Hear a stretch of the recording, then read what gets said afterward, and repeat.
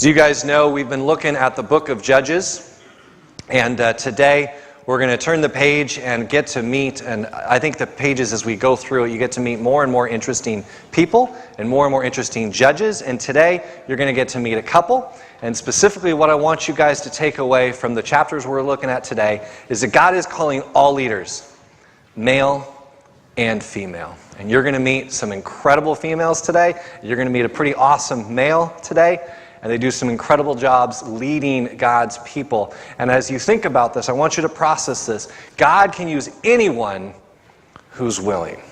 And at times, God will use people who are willing, don't even necessarily know they might be being used by Him. But God can do it.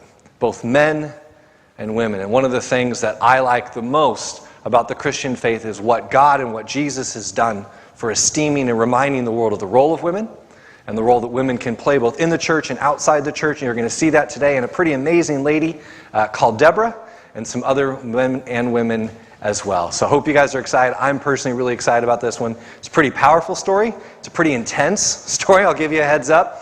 But we're going to start in with chapter 4, verse 1. Flashback again. We talked about Ehud before. If you guys remember, I told you, I gave you a heads up, that Judges isn't necessarily in chronological order. It's not like a perfect historical textbook. We're going to see that today. Flashback, Ehud dies, and the Israelites again did what was evil in the sight of the Lord after he passes away. And if you remember last week, I was putting up that slide that and they all lived happily ever after. And you guys appropriately got to the point where you're not buying it anymore because you see that over and over again, God's people just keep falling. And they did that again. Okay, they lose their leader, Ehud is gone, and what do? They fall. And we fall faster than we rise. Have any volunteers who want to come up here and show us what that looks like? Of course not, right? No, we don't want to come up here and fall, but it's true. Gravity weighs really heavy on us as a people. It weighs heavy on things, and we fall quick. It doesn't take much. It's a second. It can be a statement. A moment, a day, where we just drop, fall away from God, fall away what He's called us to do. And it can be hard to pick back up and move back on. And what happens here is God's people fell quickly, and it happens especially fast when we don't have leadership. Every time you're going to see a theme. Every single time they lose a leader, they fall. And it happened again. Verses 2 and 3. So the Lord sold them into the hand of King Jabin of Canaan, who reigned in Hazor.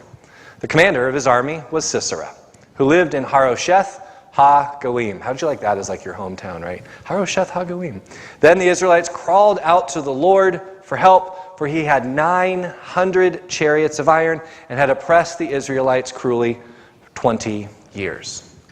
So they find themselves under the rule of another king, a foreign king. He is not treating them well, and it turns out he's a pretty scary guy, and he's got this top military technology, these 900 chariots. I want you to notice what God's people do. You've seen it before, and you're going to see it again. I want you to note their response time when they're in trouble. This is something I think we all relate to. We call out to God faster when we're in trouble than we do when we're well. And I don't know exactly why that is. Man, when things go bad, when we're hurting, someone's crying, call for help immediately.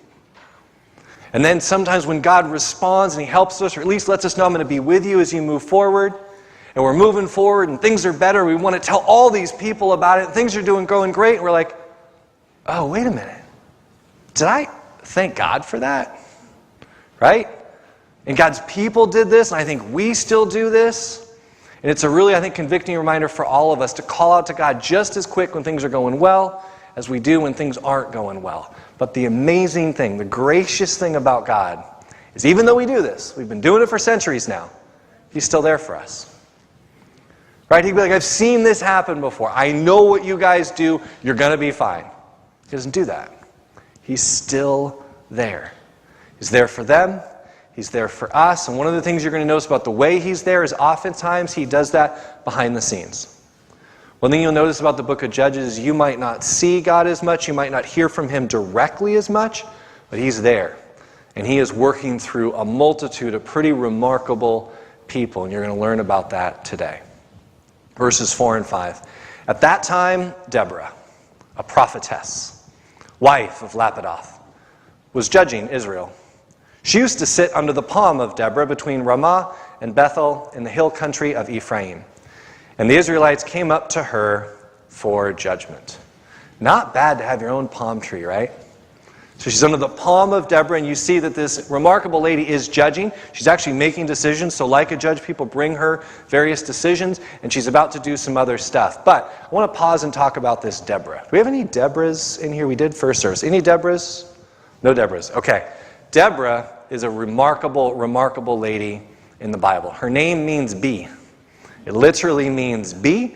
And she is a lot of firsts in the Bible and for ladies with respect to their leadership in the Bible. She is the first of 10 female prophets in the Bible. She is number 1. A messenger of God and a powerful and humble one at that, and she's a judge. She is the first and only female judge that you're going to read about in this book. And last but not least, she is the first female leader in the Bible. So, if you or someone you know is looking for a solid biblical female baby name, Deborah, Debbie. This is an incredible lady, and she teaches us a lot, and she does it in a very humble way. Look at verses 6 and 7. She sent and summoned Barak, son of Abinoam from Kadesh in Naphtali, and said to him, "The Lord, the God of Israel, commands you. Go, take position at Mount Tabor, bringing 10,000 from the tribe of Naphtali and the tribe of Zebulun. I will draw out Sisera, the general of Jabin's army, to meet you by the Wadi Kishon with his chariots and his troops, and I will give him into your hand." Notice one of the things she does. She just relays God's instructions. This is what true leaders do. It doesn't matter what she feels. It doesn't matter her opinion. She just relays what God has said to do. She said, here's my instruction, and it's for you, Barak. I want you to do this. I'm going to draw him out and take him to you, but this is what God has said, and so this is what I'm telling you. That's it. So important. This is what true leaders, they just relay what God has said to them. It's the job of a prophet. It's the job of a messenger, and Deborah does this very, very well. And then there's this guy that she speaks to, this Barak, also got a strong name. His name literally means lightning bolt. And lightning bolt here is told to go and to do this. And it turns out that Barak is pretty good at following God-given instructions, which I think is a pretty good thing for a leader to do too well. If God says do it, you just do it. Before he does it, Barak has a very interesting request. He says in verse 8, "If you'll go with me, I'll go. But if you will not go with me, I will not go." Now picture this. This is Barak, presumably a pretty strong guy, a leader probably in his own right, a leader of the military. And he says to this woman, who at that day would not have been esteemed in a role like this. I'm not saying I agree with that. But then, to go to a woman and say, I'm not going to do this unless you go with me. And by the way, did I mention she's married? She's married. And he says, I'm only going to go if you go with me. And let me be clear, I don't think he has any ill intentions toward her at all. What's powerful is that he realizes not to do this alone. He says, even I know this is not a moment for me, Barak, to go forward and to try to do this on my own. Even leaders know when not to fly solo. And he specifically wants this lady because he believes that God is with her. Remember, Deborah's a prophetess. She is seen as a messenger of God. She's even seen as like a representative of God. So in other words, Deborah, wherever you go, God goes with you. So could you come with me? That's why he wants her to go. Pretty cool reputation for Deborah, right? Verse 9, "And she said, I will surely go with you. Nevertheless, the road on which you're going will not lead to your glory. For the Lord will sell Sisera into the hand of a woman." Then Deborah got up and went with Barak to Kadesh. I love how she says yes and puts him in his place just like that. One statement. She says, hey, just so you know, I'm going to go with you, but what we're going to do is not for your glory. You're not going to get a statue over this one. People aren't going to remember you for this one. That's not what this is about. The word is tophere, and it means glory, beauty, splendor, or distinction. Barak, just so you know, I'm going to go with you. This will probably go well, but this is not going to be something that glorifies you. And yet they went, right? That's what good leaders do. Good leaders pass the credit and take the blame. He went, she went, not because they were going to be glorified, because God would be glorified. That's exactly what good leaders do. Another way to say the same thing is a very old quote. You've probably heard it. Harry Truman said a long time ago, it's amazing what you can accomplish if you do not care who gets the credit. And I believe this statement to be true. I believe it especially now that I'm in ministry. Man, it's amazing what you can accomplish, what the people of God can accomplish if you don't care who gets the glory and who gets the credit. As long as someone inside the body of Christ does it, as long as God gets the credit, it's amazing what you can accomplish. And you're going to see these people accomplish a lot of things, not because of them individually, but because God is with them. One of the things you're going to notice about this story, and I think you'll probably notice it through a lot of these stories, is we need to be better at being prepared to be surprised. What do I mean by that? How can you prepare for something you can't prepare for, right? A surprise. What I mean by that is over and over again in the Bible, I think you'll see, and over and over, probably in your life, you'll notice that we need to be prepared for God to surprise us. It's what He does. He gives us things in abundance. He does things that are shocking and surprising, right? Above and beyond all we could ask or imagine is the way the Bible talks about it. And that's what He does. He's in the business of doing this. So next time something shocking happens, it's not always God. Sometimes people, yes, can surprise us. Sometimes the enemy can surprise us, yes. But sometimes, if these shocking, crazy things happen, think for a moment, is this God? Is this God doing something that I never would have predicted? Something that we never could have done? I think we as Christians need to be better at being prepared for God to do things that are very surprising and shocking and often quite wonderful. The next several verses, Barak does exactly what he was told to do. He summons help, 10,000 warriors.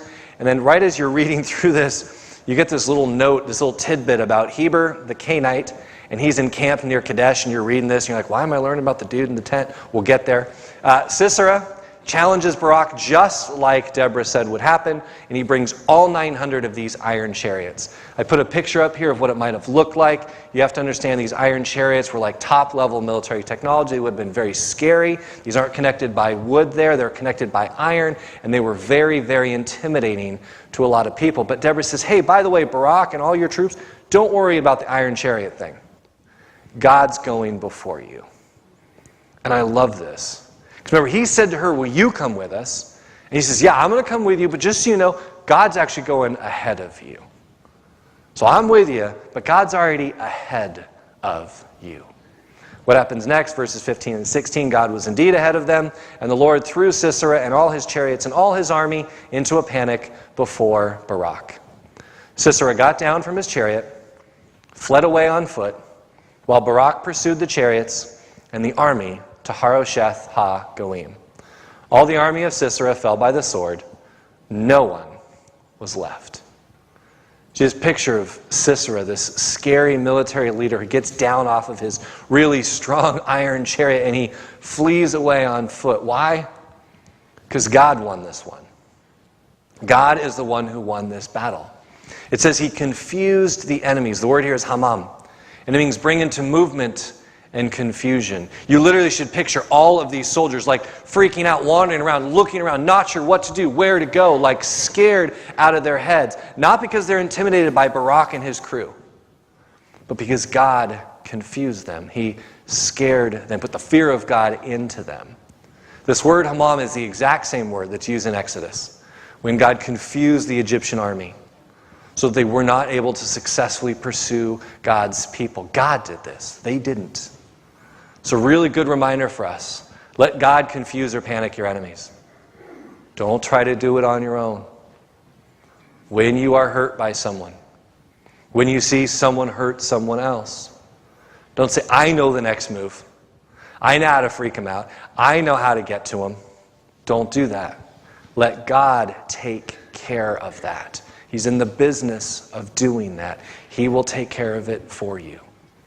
Verses 17 and 18. Now, Sisera had fled away on foot to the tent of Jael, wife of Heber the Canaanite. For there was peace between King Jabin of Hazor and the clan of Heber the Canaanite. Jael came out to meet Sisera and said to him, turn aside, my lord. Turn aside to me. Have no fear. So he turned aside to her into the tent, and she covered him with a rug.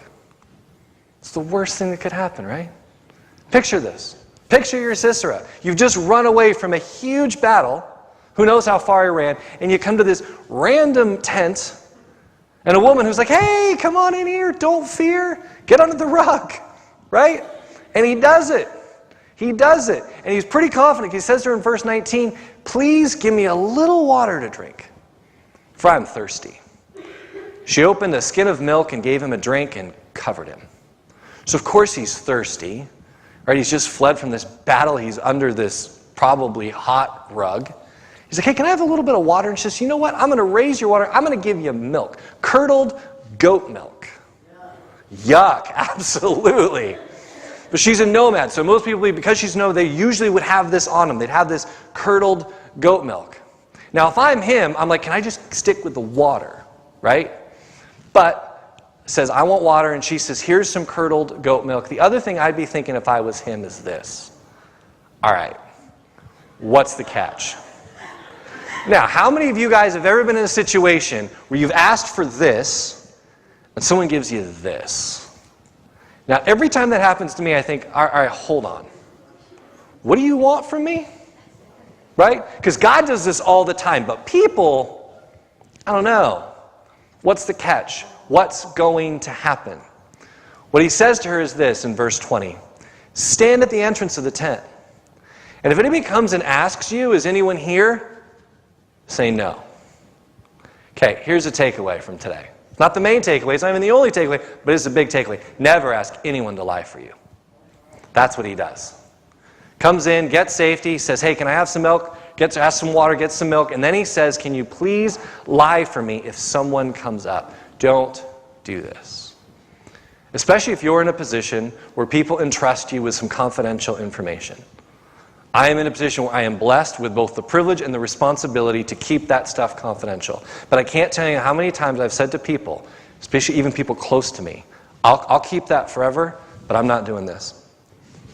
I'm not going to lie for you. Just don't ask me to do that, and we're good. Unfortunately, that's what he asks her to do. Instead, she did this, verse 21. But Jael, wife of Heber, took a tent peg and took a hammer in her hand and went softly to him, and drove the peg into his temple until it went down into the ground. He was lying fast asleep from weariness, and he died. Yes, it is gruesome. Yes, it is difficult to read. And yes, it is in our word. So like I said, one takeaway, not the main takeaway, don't ask anyone to lie for you. But watch what she does. Watch what she does. Remember what he said to her. In verse 20, he said, if you go to I just need you to go to the entrance to the tent, and if anybody comes and asks you, is anyone here? Say no. Now you know what she just did. Now what's going to happen if someone comes to the entrance to the tent and says, hey, Jael, is anyone there? No, there's not. He's no longer with us. This should give you the chills. She's not going to be lying anymore. Now, this is a gruesome thing. It is. It is a gruesome thing. It is a violent thing. And so it's caused a lot of people to say, why? Like, why would she do this? Why would this woman who's described, I love this description of her as the velvet iron fist, that she is a tough, strong actress, but she does it with such an inviting way, right? She invites him into the tent. Come on under the rug. Let me give you some curdled goat milk. And then it's all over. Why would she do this? Remember one thing. There's a peace treaty between her people and these people. So there's no animosity here. It's highly unlikely that she would have done this as vengeance against this man. So why? A lot of ink has been spilled trying to figure out why would she do this. Some people think, did she do it for her own protection? I struggle with this one a little bit because she invited the guy into her tent. Get under the rug. Have some curdled goat milk, right? I highly doubt she's concerned about her own protection. Some people think, did she do it as an act of revenge for something that maybe happened in the past? I struggle with this too because, again, remember, there's a peace treaty. So if there's a peace treaty, it should be okay. There probably should be nothing like that would have caused her to get revenge for something that happened to her before. Remember, though, that this lady is not an Israelite. So it probably was not for God directly. If you remember how I started this message, I said God can use anyone who's willing. And it is true. And sometimes God will use people that don't even know they're being used by God. I don't know about you, but that gives me a lot of confidence in our God. That God can use anyone who's willing. Man, woman, young, not so young. Doesn't matter. If we are willing to let God use us, even people who might not know at the time they're being used by God, God can do absolutely remarkable things. And what he does here is exactly what Deborah said. And he takes out this leader of this military, just like Barak was told several verses ago. Now, who is this lady, the curdled milk tent peg lady, right? Jael, her name means mountain goat. Literally is what her name means. Gives you a picture here of maybe kind of butting heads and her strength and maybe her courage. But the other thing you should know about her is this is the exact woman that Deborah prophesied about. If you remember when Deborah talked to Barak, so just so you know, this isn't going to be for your glory and credit, Barak. God's going to sell Sisera into the hand of a woman. Now, the first time I read that, I was like, oh, she's just being coy and humble and talking about herself. She wasn't. She said, God is going to sell Sisera into the hand of a woman. Not me. This lady in the tent, used by God. Verses 22 to 24. Barak pursued and he found Sisera dead. So you just picture Barak, right? He's looking for the head of the military, so he's going to find him. Presumably gets to the tent and is like, ooh, it's already taken care of, right? And we're told in verse 23 that God subdued King Jabin of Canaan before the Israelites. God did. Not Deborah, not Barak, not Jael. God subdued their enemy. It's a great reminder to let God fight your battles. Let him push back. Let him fight back. As hard as that can be, when you're hurt, when you're attacked, when you're wronged, when someone close to you is hurt, attacked, and wronged. Our first reaction is obviously usually to just push back, fight back, get them back. And God says, don't do that. Let me take care of it. I might ask you to do some things. These people did some things. But let me take care of winning your battles. God is the one who won each of these battles that you've read about already in Judges and we're going to read about for the next several weeks. Let God fight your battles. Now, one of the things I would like to do is we have a really cool opportunity with this section of the Bible to hear it in its original language. Judges 5 is a song. Now, it's a beautiful song, but it's not going to be beautiful if I read it. And no, just rest. I'm not going to sing it, okay? It's beautiful, but it's not so beautiful even in our language. It's beautiful in the original Hebrew. And so what I would like to do is play for you guys a video of a woman who can sing remarkably well, singing this in Hebrew. There's subtitles in English, so you can see what she's saying in our language. Or if you want, open your Bible, read Judges 5. But I just want you to listen to the celebration and the song of Deborah.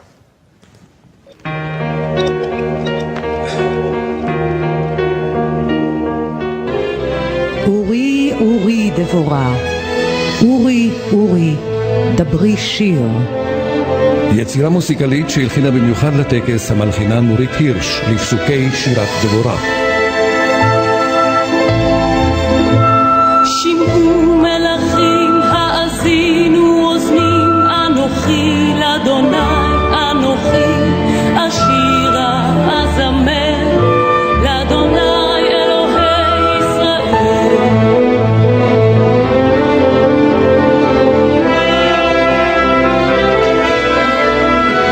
שמעו מלכים האזינו אוזנים,